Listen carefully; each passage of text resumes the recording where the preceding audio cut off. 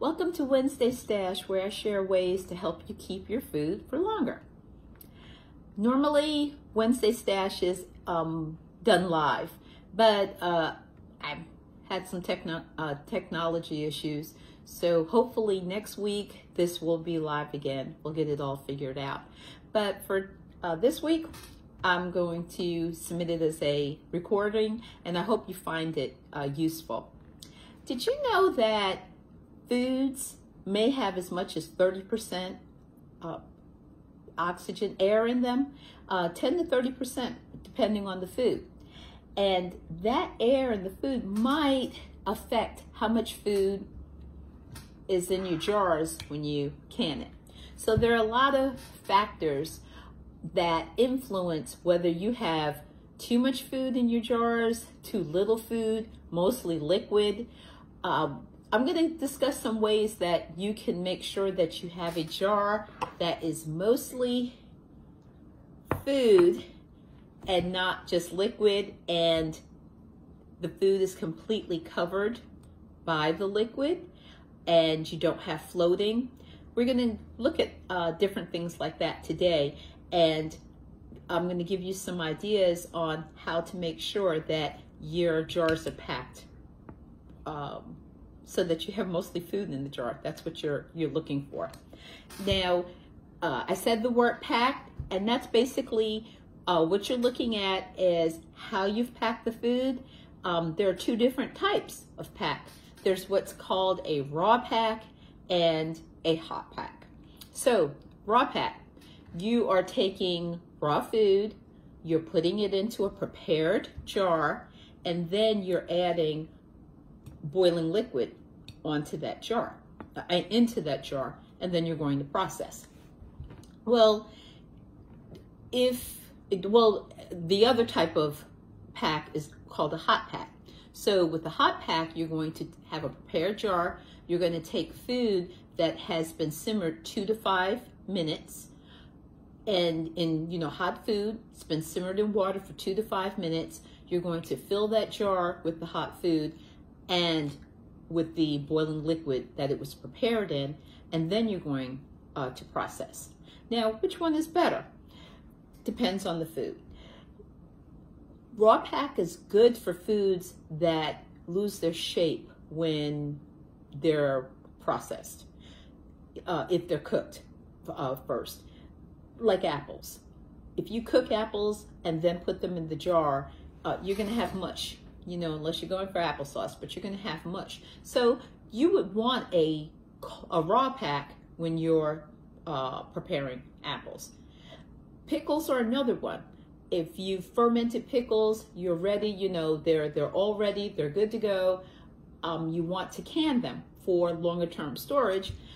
You don't want to cook the pickles first, because if you do, that can lend to, instead of you having a crisp pickle, you're having a soft pickle. So that's another one where you do a raw pack. You're going to go ahead and fill your jars up with the pickles that you have fermented, and then you're going to put the boiling water on them, and then go ahead and process. Well, for hot pack, like I said, you are going to put hot food, that's been prepared, simmered for 2 to 5 minutes, and fill it in the jars. That type of pack is actually the recommended. The majority of food, it's better if you use that type of pack than using a raw pack. And when I mentioned at the beginning, air in the food, that's one of the reasons why. When you hot pack, heating it up before you put it in the jars, you're going to remove air from that food. So that means you're going to get more food into your jar, less air. And that's going to have a additional effect other than being able to get more food in the jar. There's going to be less air in the jar.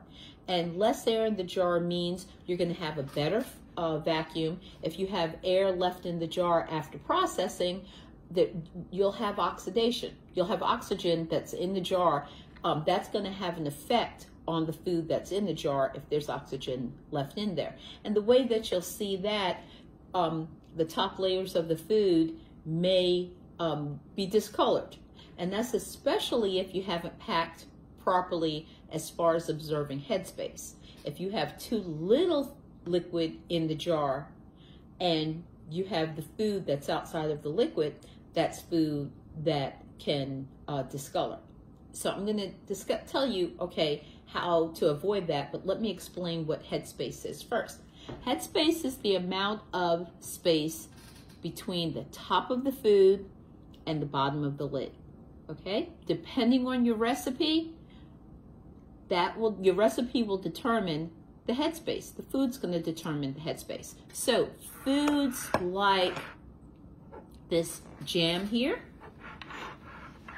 and this syrup, when you pack these jars, very little headspace it's necessary, because these foods don't expand. Pretty much what you put in the jar, that's what it's going to stay where it is. So jams and jellies, syrups, they 1/4 inch of headspace. And you want to observe that, because say you've prepared your jam or jelly and you've filled your jars, but you have a jar left that you can't quite get full. Maybe you have that much, you know, your jam or jelly is only coming that high. You just decide, I'm going to fill the jar up, I'll go ahead and process it with the other jars. Well, you're going to have that much space with a recipe that has a processing time based on removing the air from that much space. So the jar is not going to process long enough in order to get all of the air out. Air left in the jar means that you're not going to have as good a vacuum, and that's going to affect the quality of the food. So you want to make sure you observe that. If you have a jar that you can't quite fill up, go ahead and put it in the jar, stick it in the fridge, eat that food instead of process that food. Okay, so jams and jellies need the least amount of headspace. And when you come to fruits, headspace is about 1/2 inch. So with these foods, I have pears here.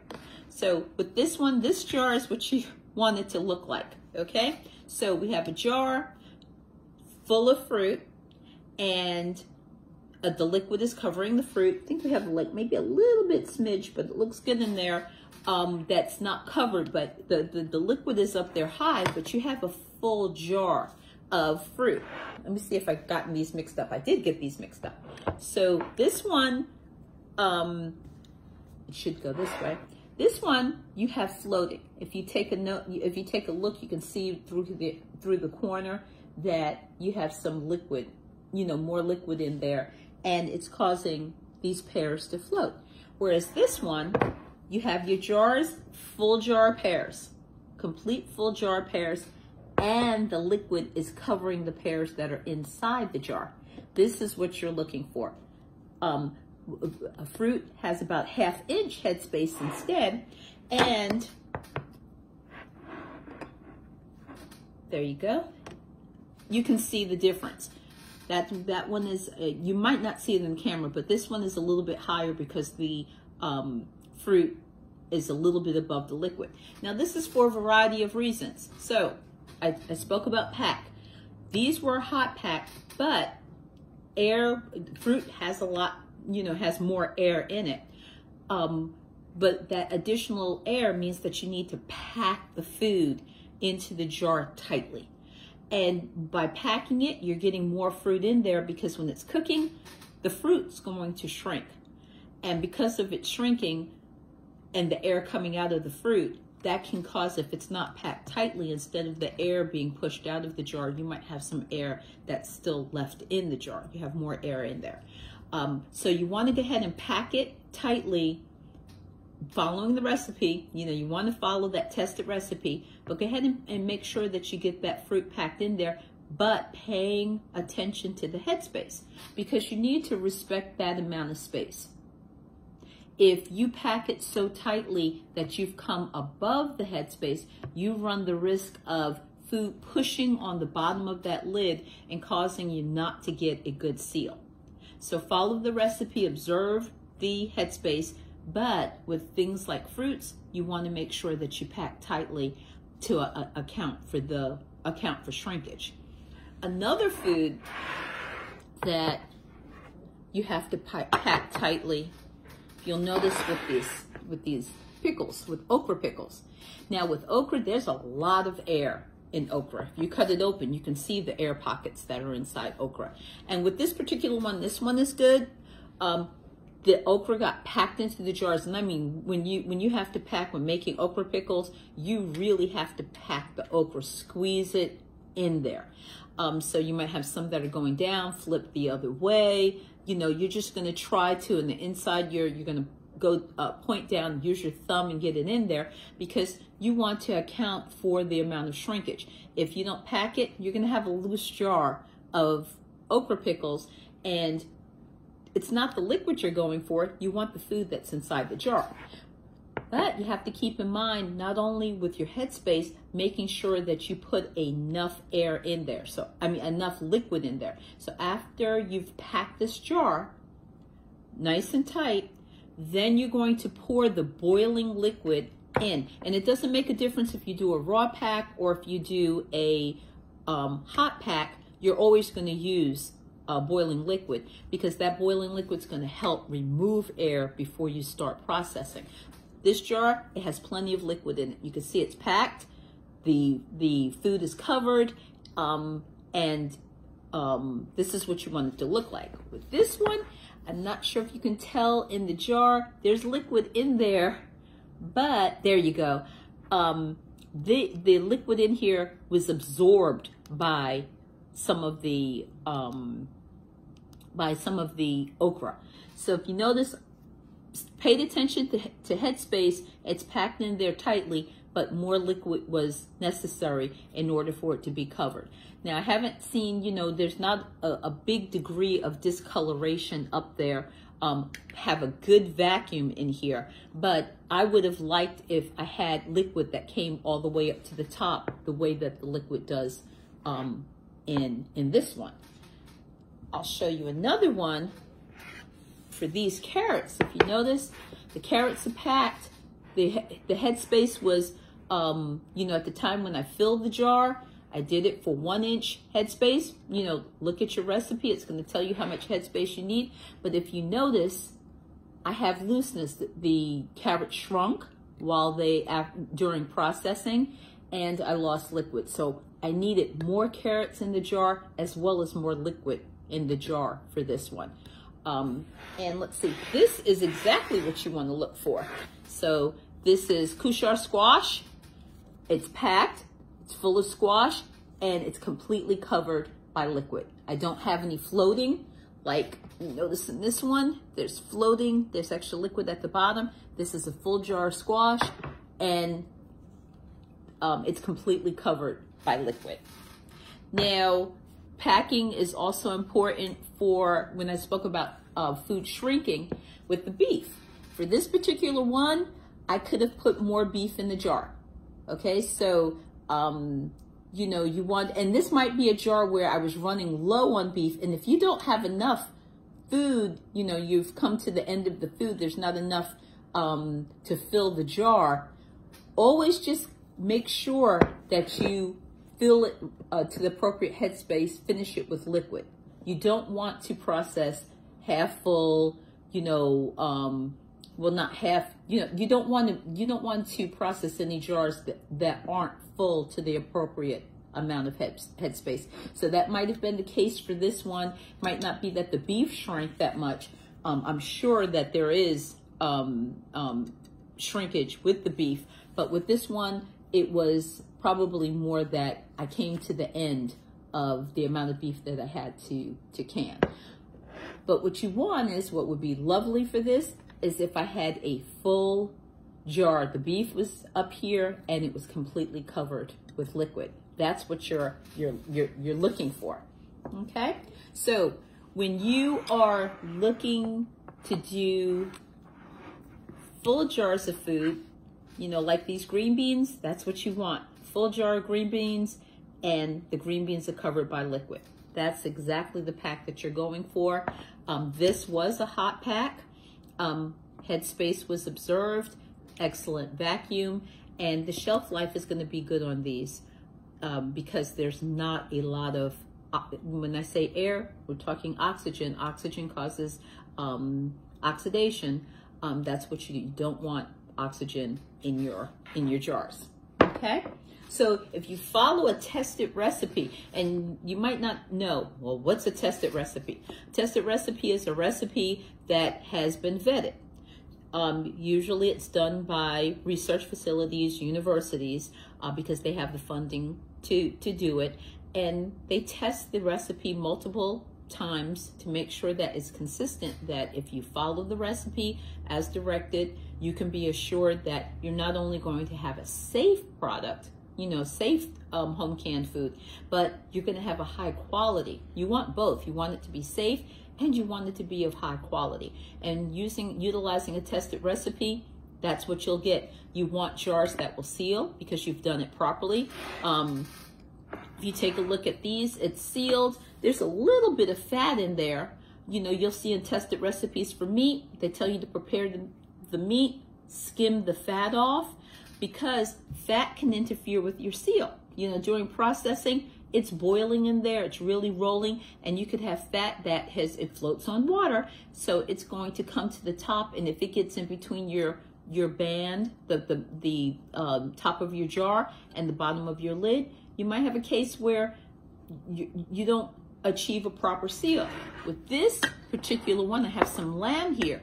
When I prepared the lamb, I did skim. I did not put all of the fat that was with that lamb into the jar. But you will notice, even though I skimmed the fat from that lamb, there's fat in the jar. I did get a good seal. You can notice that I didn't have fat that was, that came up because I followed the tested recipe. I observed the headspace. That's another reason you don't want to put too much food in there. If you have too much food, you can interfere with the jar sealing. But I didn't put so little in that I have too much air left in the jar, too much oxygen left in the jar. So utilizing a tested recipe, it will tell you how much food should go in there, how much headspace, it will tell you the pack. If the recipe says to use a hot pack, use a hot pack. Don't use a raw pack. You have some recipes, it's going to be either. You can do a hot pack if you want to. You can do a raw pack, but usually you get better results. You get higher quality if you go and take the time to hot pack it. Okay? So I wanted to share these foods with you. And then I also wanted to give you, in recognition of Black History Month, I wanted to talk about different foods popular to can. I don't have any can. I'm going to talk about black eyed peas. And they are very, very popular food to can. I don't can them because I'm the only one in the house that cares for them. No one else in the house wants to eat peas, so I would be the only one. But they are a popular food, and they were promoted by George Washington Carver. So I have a couple of facts about George Washington Carver, but I wanted to say first, with black eyed peas, there are multiple varieties. The peas might have black eyes, they might have pink, they might have red, they might have green,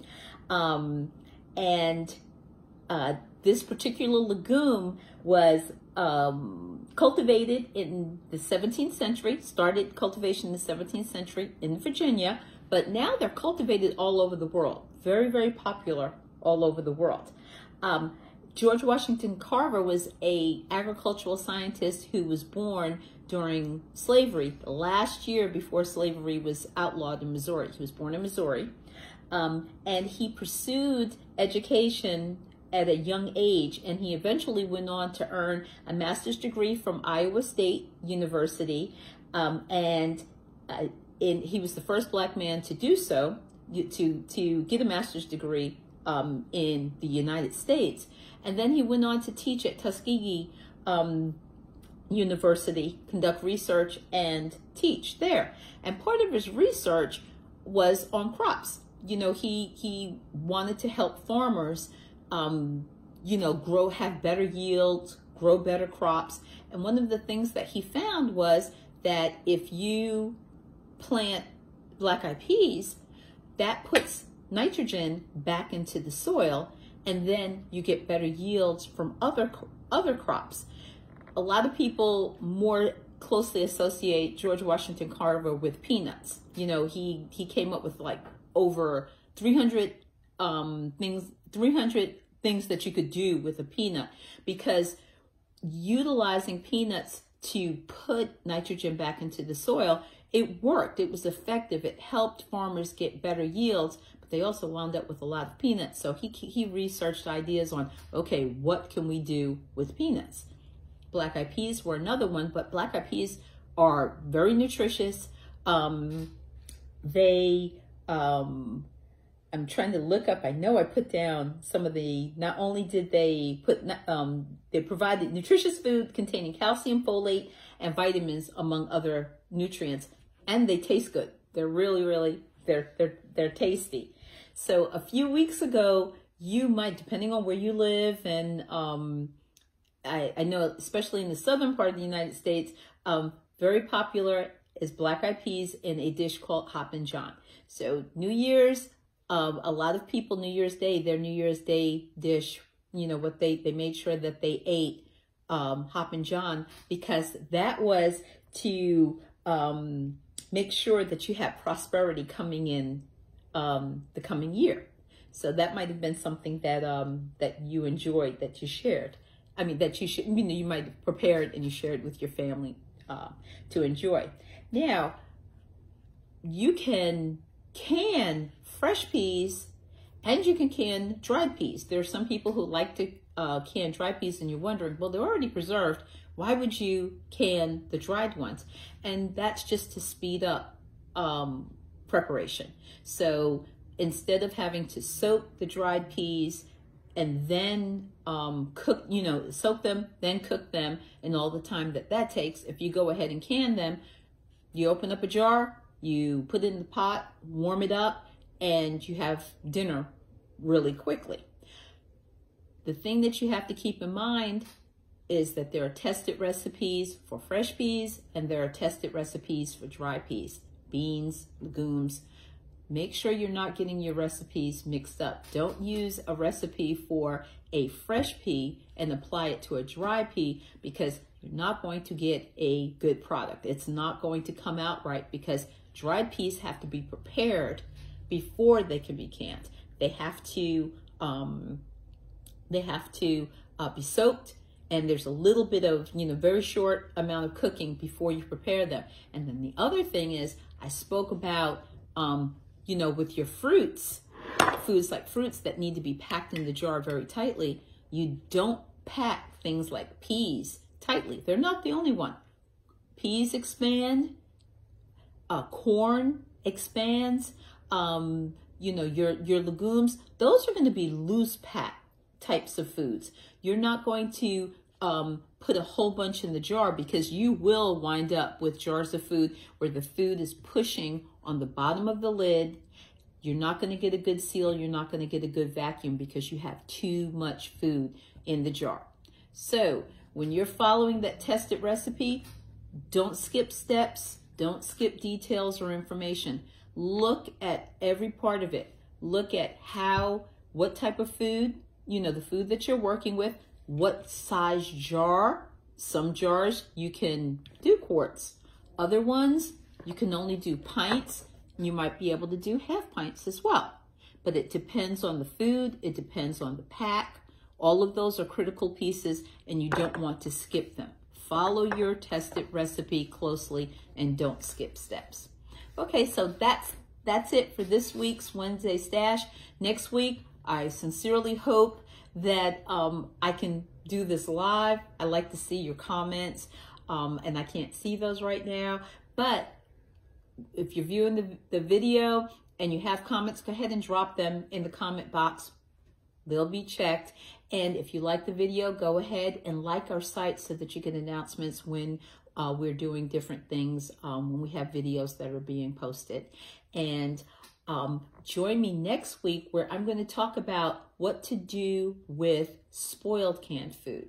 Say home canned food. You went in the pantry and you notice something's wrong. Something might be leaking. You might have gone to get a jar and you notice that there might be bubbling going on inside, or maybe you have liquid that's seeping down the sides of the jar.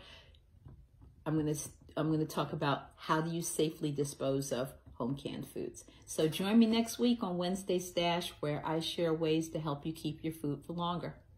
Take care.